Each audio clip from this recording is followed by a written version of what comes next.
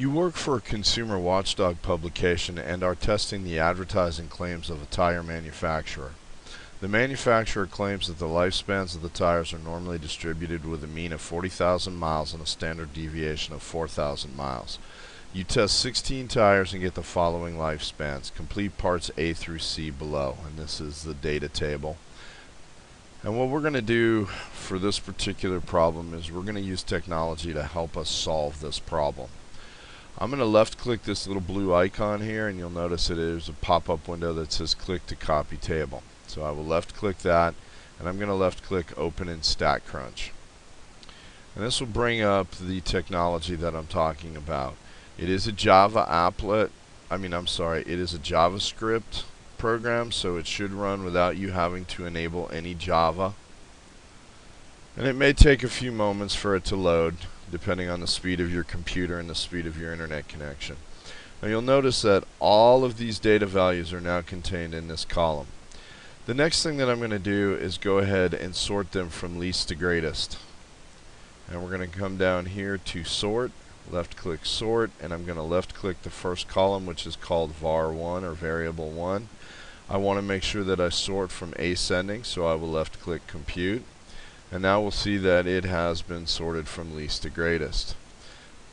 Notice that in the problem to the left, we are looking at creating a histogram. So we need to create a histogram. Now, in order to do that, we need to make sure that we know what our minimum value is, what our range is, and we need to be able to put this into classes or intervals. Well, once again, let's go ahead and use technology to help us. We'll left click graph, and we're going to left click histogram. And we'll notice that it gives me a number of choices to deal with. So what I want to do is I want to select the sorted column, and we're going to group this. Oops, sorry. And we're going to make a frequency. We're not going to group it, sorry. And we're going to start with our smallest value, which is going to be 23151. And then we need to deal with our width. Now here is where we need to actually create our intervals. Notice that in these histograms to the left in the problem, that there are a total of 5 bars each, which means that I'm going to have 5 classes. So I need to find the range. 47,190 minus 23,151. Well, I can do a couple of different things. I can go ahead and left click data here, and stat, and go to summary stats and go to columns, and I'm going to select the sorted column, and the only thing that I really want to deal with are going to be n. I'm also going to collect and calculate mean. And since this is a sample, okay, we're going to go ahead and left click standard deviation and variance because we're going to need that. And then I'm going to scroll down to range, and I will go ahead and left click compute. And notice that this gives me a new table. Okay, this table is going to have the mean, the standard deviation, the variance, and the range. The range is 24,039. This is the only point where you're going to actually use a calculator. What you're going to do is you're going to take that 24,039 and you're going to divide it by 5. And that's going to yield 4,807.8. So we're going to round that up to 4,808, and we're going to type that in here where it says width. I can do some overlays if I want to, and I can overlay normal, which I'm going to do.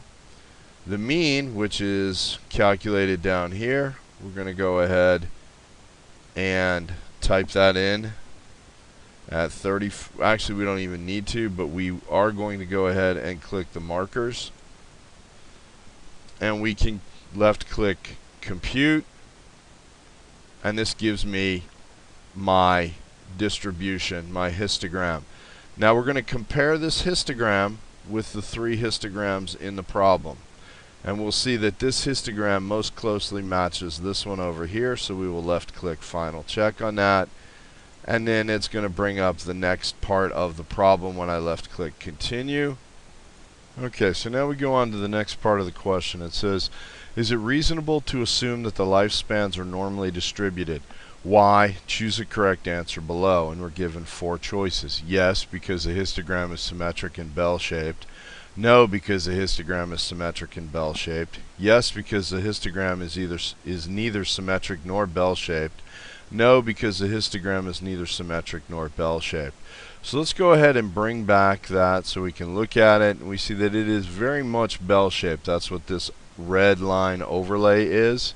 And so we will left-click the answer A. We'll check our answer, and we'll move on to the next part of the question. This says find the mean of your sample. Well, we've already done that. The mean of the sample is 35,857.5, and it says round to 1 decimal place as needed. Well, this is already rounded, and I can simply highlight, Control C, Control V, check my answer, and we'll see that we have answered correctly.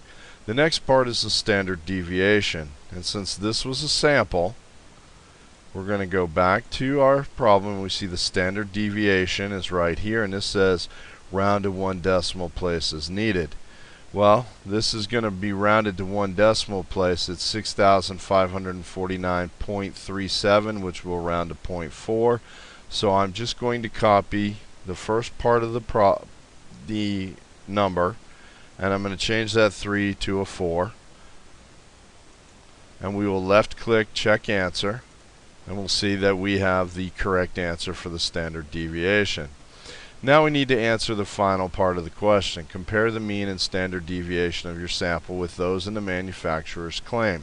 So let me go ahead and bring this back so that we can look at the mean and the standard deviation and that in the manufacturer's claim. Okay, understand that the manufacturer claims that the lifespans of the tires are normally distributed with a mean of 40,000 miles and a standard deviation of 4,000 miles. Well, that does not match the mean that we have generated from the sample or the standard deviation.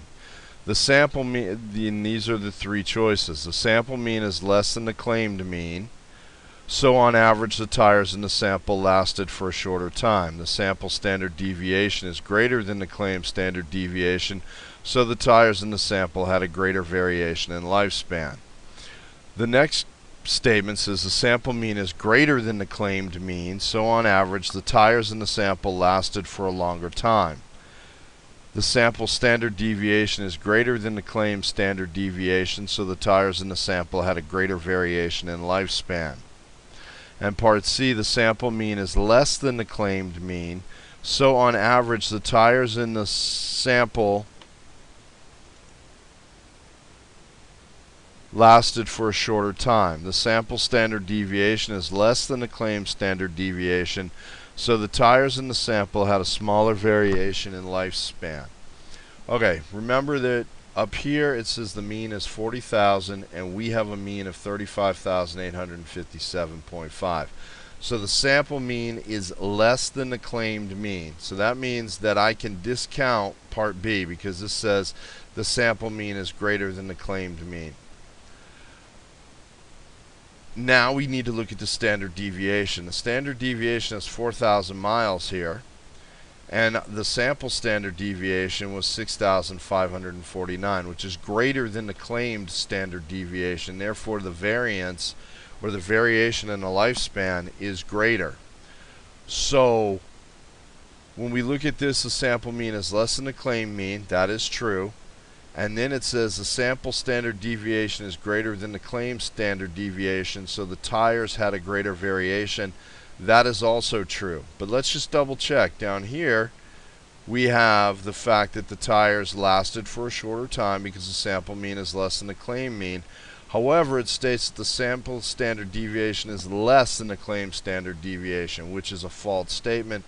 So our answer is obviously A. And we have finished the problem.